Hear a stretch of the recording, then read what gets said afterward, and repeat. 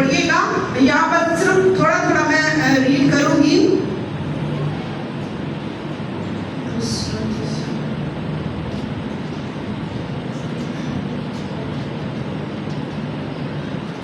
हम पढ़ेंगे 19वीं आयत से।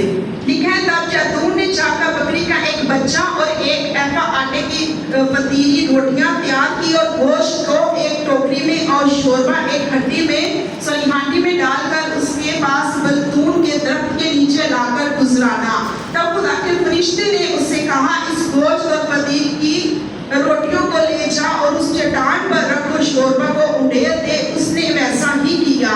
अब अगर आप ये मजीद आगे बढ़ते जाएंगे तो यहाँ पर आपको एक बड़ी खूबसूरत बात नजर आएगी, और वो गौरतलब जो है वो है एक दरख्त के नीचे।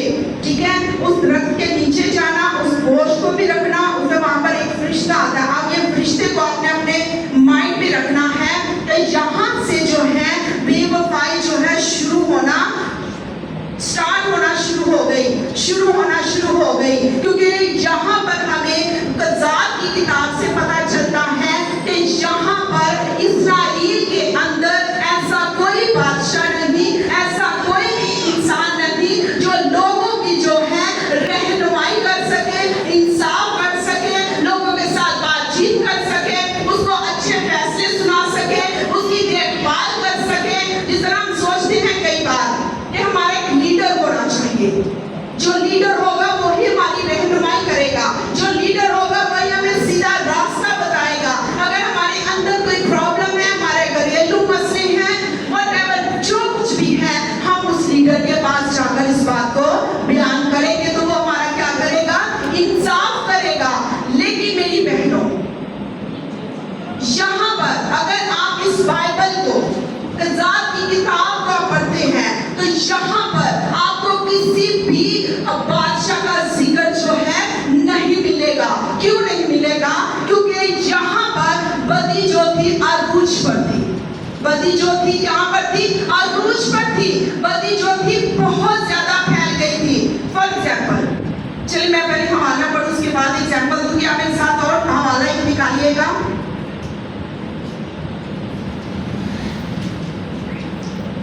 5वां बाब इसी का निकालिएगा।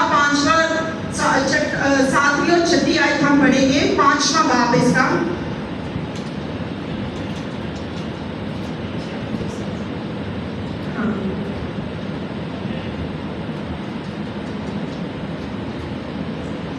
इनायत के बेटे शमजीर के दिनों में और याईल के अयाम में शमीएं सुनी पड़ी थी और मुसाफिर पगडगियों से आते जाते थे। इस्राएल में हाकिम मखूफ रहे, वो मखूफ रहे जब तक कि दबूरा बर्पा ना हुई, जब तक कि इस्राएल में मां होकर ना उठी। अब यहाँ पर गौरतलब बात क्या है? यहाँ पर क्या लिखा है कि सड़कें जो है वो वीरान हो गई।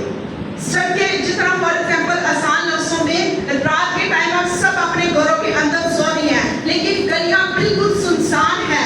यहाँ पर किस चीज का आपको खतरा होगा? चोर का, डाकू का, कोई लुटेरों का, या कोई मार डालने का। कई गलियों में कुत्ते भी बहुत होते हैं जो इंसान डर के कहता है हमने बाहर नहीं निकलना। इस वक्त यहाँ पर इस्राएल की हालत मेरी बहनों इस तरह थी कि वहां पर कोई डर के मारे बाहर भी नहीं निकलता था, अपने लोगों का फैसला नहीं कर सकता था, अपने लोगों से कोई बातचीत नहीं कर सकता था, अपने लोगों का इंसाफ नहीं कर सकता था। कितनी बड़ी बात है कि यहाँ पर अगर हम इस बाइबल को पढ़े तो यहाँ पर हमें 12 काजी इस्राएल में मिलते हैं। काजी कौन होता है? इंसाफ करने वाला। कौन होता है? इंसाफ करने वाला। जिस तरह हम बोलते हैं कि लीडर है, यहाँ पे हमें 6 जो है काजी का हम जो है जो मुतालिया करके हम कहते हैं कि 6 जो है। जिस तरह अब यहाँ पर आए कि अच्छी काजी जो थे, इसमें एक दबूरा थी, आहूद थी और नतनीएल था, और ये जो मिक्स जिसे कहते हैं ना, मिक्स दरमियाना, जिसे कहते हैं दरमियाना, ये जैतून अरफ्तार। और दूसरा पूरा काजी किसको कहा गया? समसून। आप सोच में पड़ी होगी, समसून ने तो इतनी झगड़े लड़ी हैं, उसने तो झगड़े उसके उड़ा दिए, उसने तो शेर को भी मार दिया, वो तो बड़ा ताकतवर था, लेकिन उसके साथ उसको क्यों बुरा काजी कहा गया? सोचने वाली बात है ना। अगर कोई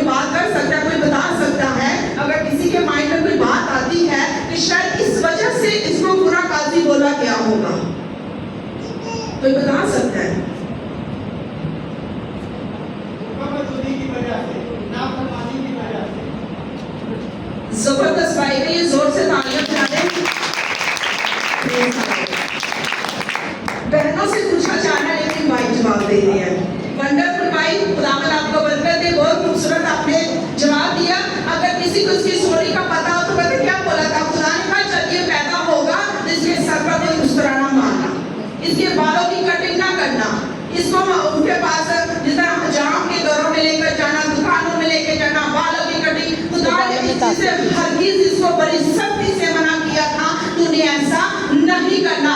सबसे पहली नाफरमानी उससे ये हुई। दूसरी नाफरमानी मेरी बहनों ये हुई कि जब खुदा नहीं चाहता कि ना तुम उनकी बेटियां लो और ना उनकी बेटियां तुम दो, जब ये खुदा ने उसकी, क्योंकि ये नजदीक था, ये खुदा के बड़े नजदीक था, खुदा इसको बड़ा इस्तेमाल करना चाहता था, खुदा ने इसकी जिंदगी में बहुत अहम ओहदा रखा हुआ था, लेकिन इसने क्या किया? गैर लड़कियों के पीछे चला गया, दूसरी औरतों के पीछे जो खुदा पसंद नहीं करता, बदकारी की तरफ चला गया। एक तो गया और अगर उस बहन ने इसको छोड़ दिया तो दूसरी बहन के पीछे चला गया। आज हमारे हालात कैसे हैं? अपनी जिंदगियों पर गौर करें, कैसे हमारे हालात हैं, हम कैसे खुदा के नजदीक होते। जब खुदा ने हमें पैदा किया तो क्या खुदा को नहीं पता था कि ये बदी करेगा?